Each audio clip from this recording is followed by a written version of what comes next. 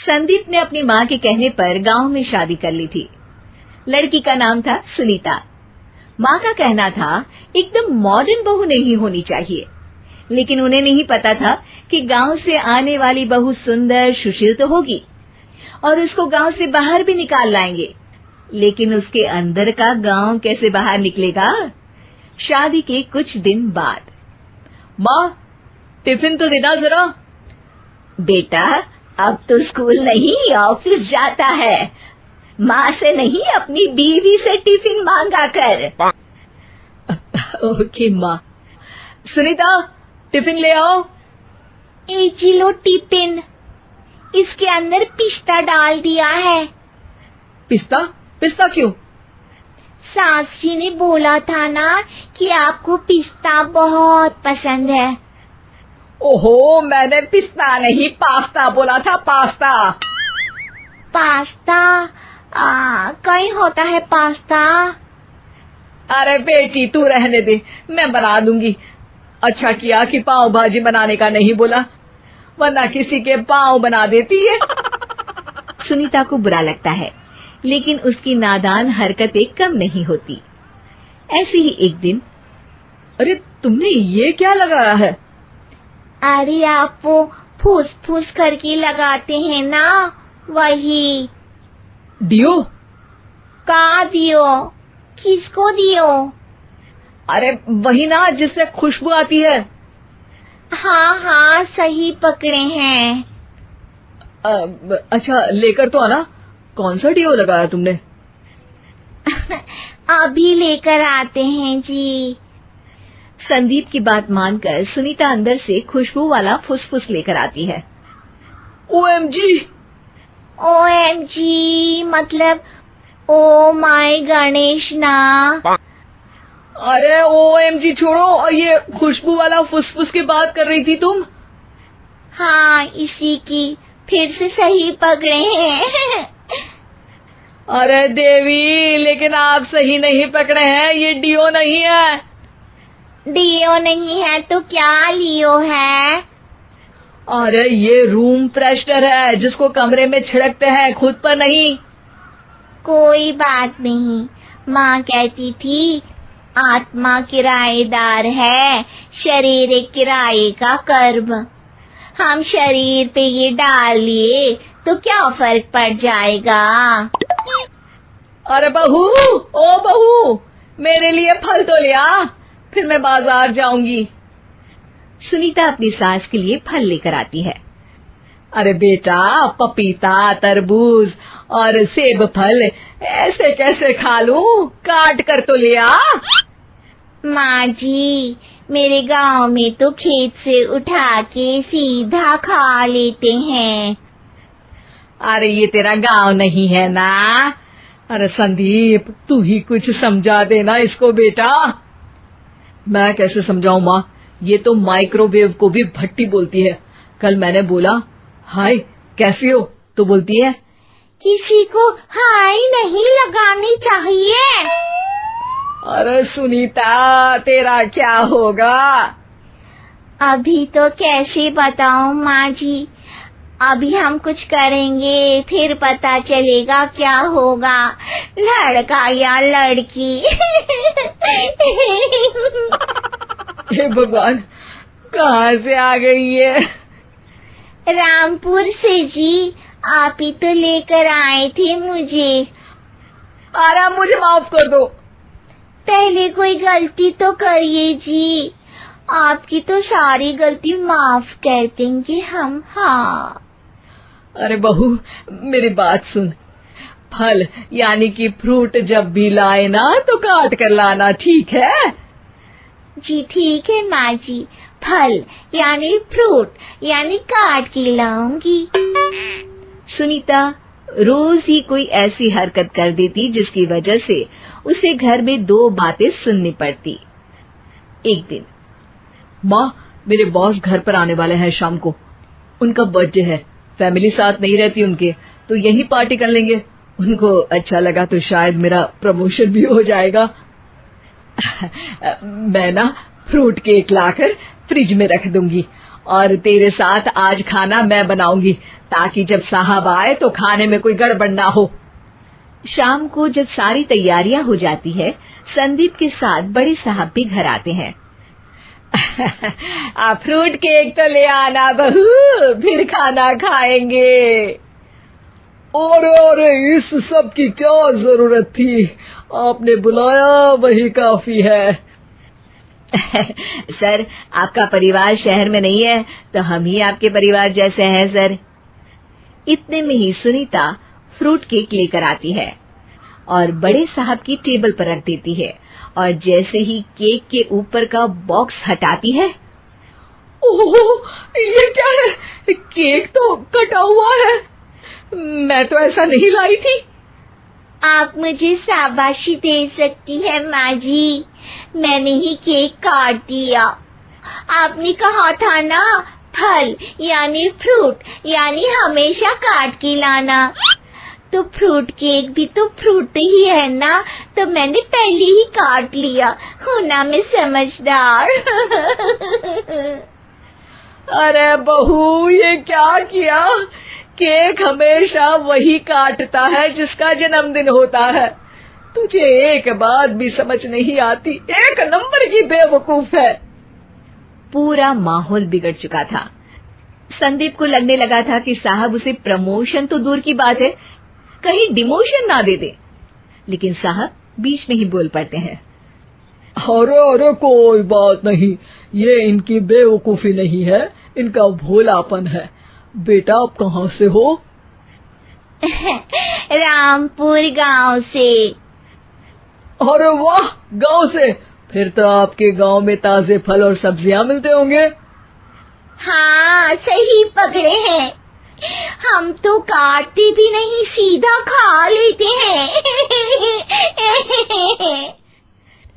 मैं ना एक बार तुम्हारे गांव घूमने जरूर चलूंगा। क्यों संदीप, ले चलोगे ना? मुझे गांव घूमना बहुत पसंद है।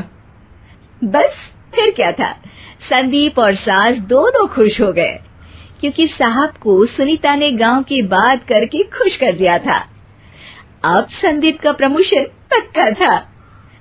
शिक्षा, कभी भी किसी भी गलती पर घबराना नहीं चाहिए। हो सकता है कि उस गलती की वजह से आगे बड़ा फायदा हो जाए।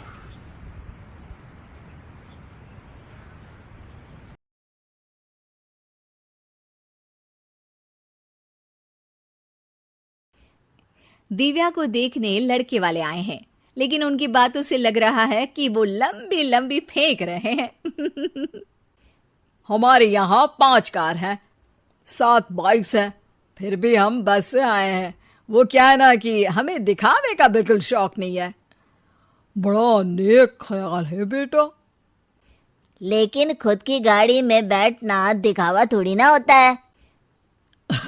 अरे हम दिल्ली से आए हैं, वहाँ पोल्यूशन बहुत है ना, तो हम गाड़ी में नहीं निकलते हैं। हाँ, ये उससे भी बड़ा नेक ख्याल है बेटा।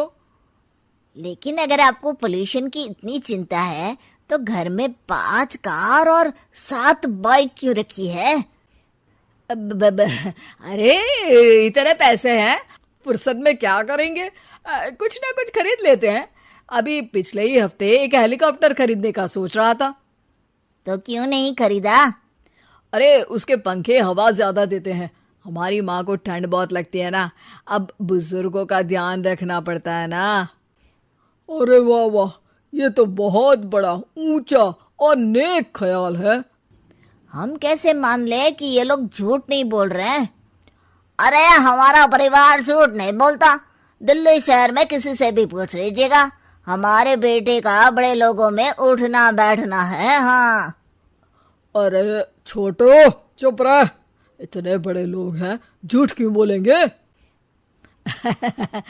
हमारी फैक्ट्री है, और ऐसी फैक्ट्री कि यहाँ ग्राहक आया, इधर सामान बनाया जल्दी जल्दी, और हम हर काम ना जल्दी करते हैं। हाँ वही तो, तब जल्दी जल्दी अपनी बेटी का हाथ हमारे बेटे के हाथ में दे दीजिए।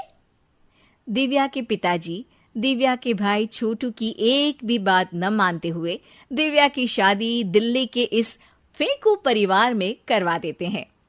जब दिव्या ससुराल पहुंचती है तब, आपकी कार्स और बाइक्स कहाँ है? मुझे बाहर जाना था किसी काम से। कार और बाइक्स? कौन सी कार और बाइक्स? अरे, जब आप मुझे देखने आए थे तो कहा था ना कि आपके यहाँ 5 कार्स हैं और 7 बाइक्स हैं। हाँ हाँ, उस दिन थी, आज नहीं है। है? आज कहाँ गई? अरे, जिनकी थी वो ले गए। मतलब वो आपकी नहीं थी? आपने तो कहा था हमारे घर पर है। हाँ, घर पर थी। बाबूजी का एक पार्ट टाइम काम है, कार और बाइक धोने का। उस दिन घर पे 5 कार और 7 बाइक्स थी तो बोल दिया था। अरे, झूठ थोड़ी ना बोला है, जैसा था वैसा बोल दिया। और वो हेलीकॉप्टर खरीदने वाली बात, वो झूठ थी क्या? अरे बिल्कुल नहीं। शहर में एक नई कंपनी आई है पंखे की, जिसके पंखे बड़े हैं। कंपनी का नाम हेलीकॉप्टर रखा है। जब लेने गए तो हवा बहुत तेज फेंक रहा था, तो माँ ने बोला ठंडी लगेगी बेटा। वैसे भी दिल्ली में ठंड ज्यादा होती है ना। झूठ कहाँ बोला मैंने, जैसा था वैसा बोल दिया। हे भगवान! और वो फैक्ट्री वाली बात, इधर ग्राहक आया उधर सामान तैयार। अरे वो भी तो बिल्कुल सही है। मेरा ना पानी पूरी का ठेला है, इधर ग्राहक आता है उधर पानी पूरी बना देता हूँ। अरे झूठ कहाँ बोला, जैसा था वैसा बोल दिया। हे राम, मेरे तो कर्म फूट गए। आपने तो कहा था कि आप लोगों का बड़े लोगों में उठना बैठना है। अरे है तो। पहले मैं बहुत बड़े लोगों के यहाँ नौकर था। जब भी कोई गलती करता तो वो मुझसे उठक बैठक लगवा देते। हो गया ना बड़े लोगों में उठना बैठना।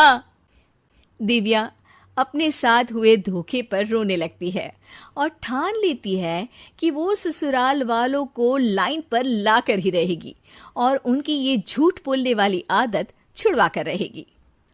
आप लोग खाने में क्या लेंगे? करेला खा लूंगा। अरे मुझे तो टिंडे खाने हैं। कद्दू खाऊंगा। अच्छी बात है, खाने की टेबल पर मिलते हैं। शाम को जब सब खाने के टेबल पर मिलते हैं तो सब देखते हैं कि टेबल पर प्लेट्स में एक पूरा और कच्चा कद्दू रखा है, कच्चा करेला रखा है और कच्चे टिंडे भी रखे हैं। बहू, ये सब क्या है? ससुर जी के लिए करेले, आपके लिए टिंडे और श्रवण जी के लिए कद्दू। अरे वो तो दिख रहा है, लेकिन ये पकाया क्यों नहीं है? आप लोगों ने पकाने को तो नहीं कहा था, बस मैंने पूछा था क्या खाएंगे, तो आपने ये कहा था कि करेले, टिंडे और कद्दू खाने वाले हैं। ये क्या मजाक है दिव्या, तुम झूठ बोल रही हो। अरे मजाक कहाँ है, आपने कहा कद्दू खाएंगे तो खाइए, ऐसे थोड़ी ना कहा था कि पका हुआ खाएंगे। और वो आप क्या कहते हैं, जैसा था वैसा बोल दिया। झूठ कहाँ बोला मैंने? दिव्या की बात सुनकर समझकर सब शर्मिंदा हो जाते हैं और उन्हें अपने किए और झूठ बोलने की आदत पर पछतावा होता है। दिव्या समझदारी दिखाते हुए उन्हें सच के रास्ते पर चलने और किसी से मजाक में भी झूठ ना बोलने की सीख देती है और उनके काम में मदद करके उनके काम को और बड़ा बनाने में मदद करने लग जाती है।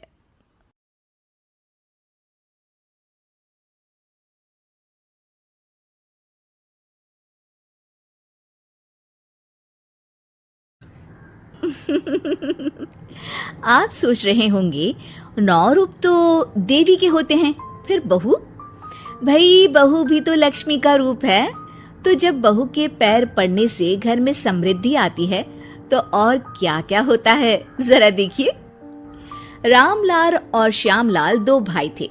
दोनों बड़े ही प्यार से साथ ही एक ही घर में रहते, लेकिन दोनों की बीवियों का रवैया एक दूसरे के लिए बिल्कुल ठीक नहीं था। एक दिन रामलाल की बीवी कहती है, अरे रमा, ये क्या कर दिया, सारा कचरा पूरे घर में फैला दिया। माफ करना दीदी, मैंने रखा तो एक ही जगह था, लेकिन हवा इतनी तेज चली कि उड़ गया। अभी उठा देती हूँ। हाँ हाँ जल्दी करो। और एक बात, अब भाई साहब से बोल देना कि 2 रसोई कर ले। पता तो है मेरा बेटा सोहन बड़ा हो गया है, अब लड़की वाले भी आने लगे हैं तो उसकी शादी हो ही जाएगी इस साल। हाँ हाँ दीदी, मेरा बेटा विहान भी तो बड़ा हो गया है और उसकी भी तो शादी होनी है। ठीक कहती हैं आप। अब हम ऊपर वाले तल्ले पर शिफ्ट हो जाएंगे। मैं विहान के पापा से बात कर लेती हूँ। बात नहीं करना, शिफ्ट होना है, क्योंकि मैं अब साथ नहीं रह सकती। हाँ हाँ दीदी, ठीक है ना। फिर क्या, हो जाते हैं एक घर के, एक परिवार के 2 टुकड़े और 2 रसोई, दोनों के बेटों की शादी। और फिर शुरू होती है कहानी। अरे मेरी बहू तो ढेर सारा दहेज लाई है। ये देखो, बड़ा टीवी, एसी, कार और गहने भी। दीदी ये तो बहुत अच्छा है, लेकिन है कहाँ आपकी बहू? अब वो सो रही है, थोड़ी रिजर्व टाइप की है ना, अपने ही कमरे में रहती है और ज्यादा बात भी नहीं करती। तभी रमा की बहू की आवाज आती है। माँ कहाँ है आप? जल्दी आइए, नाश्ता ठंडा हो रहा है और मुझे भी भूख लग रही है। आ रही हूँ बेटा, रुक। दीदी चलूं क्या? ये लड़की मेरे साथ ही बैठकर खाती है, वैसे भी भूख लगाई है। ये बोलकर वो चली जाती है। तभी श्यामा की बहू बाहर आती है और बाहर की ओर जाने लगती है। अरे बहू, कहीं जा रही हो क्या? क्या है माँ जी, बिना बात के ठोका मत करो। जा रही हूँ मैं। वैसे भी मेरे पापा ने कार घर में रखने को तो नहीं दी है ना। अरे नहीं नहीं बेटा, बिल्कुल बिल्कुल, घूमो घूमो। मैं तो कहती हूँ मुझे भी साथ लेकर जाया करो, साथ ही घुमा करेंगे। अरे नहीं नहीं, मैं आपके साथ बिल्कुल भी कंफर्टेबल नहीं हूँ। वैसे भी मैं शॉपिंग में जा रही हूँ, कहाँ आपको टांगती फिरूंगी। ये बोलकर श्यामा की बहू निकल जाती है। तभी उसके कान में ऊपर वाले तल्ले से हंसने की आवाज आती है। और ये कौन इतनी जोर जोर से हंस रहा है? ऊपर जाती है, जहां वो देखती है कि रमा और उसकी बहू साथ बैठकर बातें कर रही होती हैं। फिर तो मम्मी जी इतना मजा आया कि मैं क्या बताऊं। हाँ हाँ बहू, सुनने में ही हंसी नहीं रुक रही। तू तो वहां मौजूद थी। तभी दोनों की नजर श्यामा पर पड़ती है। अरे ताई जी आइए ना, आइए। वो उनके पैर छूती है और फिर चाय बनाकर लाती है। श्यामा अकड़कर कहती है, अरे नहीं नहीं, मैं चाय वाय नहीं पीती। बस हंसने की आवाज आ रही थी तो सोचा बता दूं कि टीवी की आवाज धीमी कर लो। अरे टीवी, वो देखो दीदी, धूल खा रहा है, वक्त ही नहीं मिलता देखने का। बहू के साथ वक्त कैसे बीत जाता है, इसकी बातें और किस्से कहानी किसी सीरियल से कम नहीं होते। श्यामा को खुशहाल रमा को देखकर जलन होती है। हाँ हाँ, मैं तो तंग आ जाती हूँ इतनी सारी बातें करके, मुझे तो सुकून पसंद है। ये कहकर श्यामा चली जाती है। अगले दिन रमा अपनी बहू के साथ घर से जा रही होती है कि तभी दरवाजे में श्यामा उन्हें टोकती है। अरे कहाँ जा रही हो दोनों? अरे देखिए ना दीदी, इसे शॉपिंग करने जाना था। मैंने कहा अकेली चली जा, तो कहने लगी मम्मी जी आप घर में अकेले बोर हो जाओगे ना, आप भी चलो हमारे साथ। अरे अब इस उम्र में तू कहाँ घूमेगी? अब देखते हैं दीदी, जहाँ ये लड़की घुमा दे। अब मेरी बहू भी कल गई थी कार चलाकर। हाँ। तभी रमा की बहू कहती है, ताई जी मुझे तो कार चलानी नहीं आती, लेकिन हाँ इस सुहाने मौसम में मम्मी जी को स्कूटी की सैर करा देती हूँ। श्यामा का मुंह बंद हो जाता है। वो अपने कमरे में चली जाती है, जहाँ उसकी बहू बैठकर अकेली टीवी देख रही होती है। बहू तू भी कुछ बातें किया करना, मैं अकेले अकेले बोर हो जाती हूँ। तो क्या मैं यहाँ आपको एंटरटेन करने आई हूँ? देखिए मम्मी जी, मैं तो सिर्फ ये कहना चाहती हूँ कि ये टीवी मेरे पापा ने दी थी, तो ये टीवी कल तक मेरे कमरे में लग जानी चाहिए, समझिए आप। ये बोलकर वो वहां से चली जाती है। श्यामा सोच लेती है कि वो अब ये सारी बातें अपने बेटे को बताएगी। शाम को उसका बेटा जब घर आता है। अरे देख बेटा, तेरी बीवी सारा दिन अपने कमरे में रहती है, न बात करती है न चित। मैं बूढ़ी सारा दिन भूत की तरह अकेली घूमती रहती हूँ घर में। अरे माँ, मैं क्या बोलूं? मैंने कई बार उसे बोला कि सबके साथ उठा बैठा करो, हंसा बोला करो और मिलकर रहो, लेकिन वो कहती है कि उसका मन ही नहीं करता। अरे क्यों मन नहीं करता है? ऐसा क्या हो गया? माँ, तुझे याद है उसके पिता ने कार देने से मना कर दिया था। कहा था कि उनके पास पैसे नहीं है। साथ ही तेरे सामने हाथ भी जोड़ा था, लेकिन कैसे तूने उसके पिता के साथ बुरा व्यवहार किया था। उन्हें कहा था कि पैसे नहीं है तो किसी भिखारी से शादी कर दो अपनी बेटी की। हाँ बेटा, तभी तो आज दरवाजे पर इतनी लंबी कार खड़ी है। बस माँ, तो अब तू उस कार से ही बात कर और उससे मन लगा, क्योंकि पिता के आंखों का आंसू आपकी बहू के दिल तक उतर चुका है और आपकी इज्जत उसकी नजर में। अब श्यामा को समझ आता है कि कुछ निर्जीव चीजों से घर भरने से अच्छा है कि सजीव चीजों से जिंदगी भरी जाए।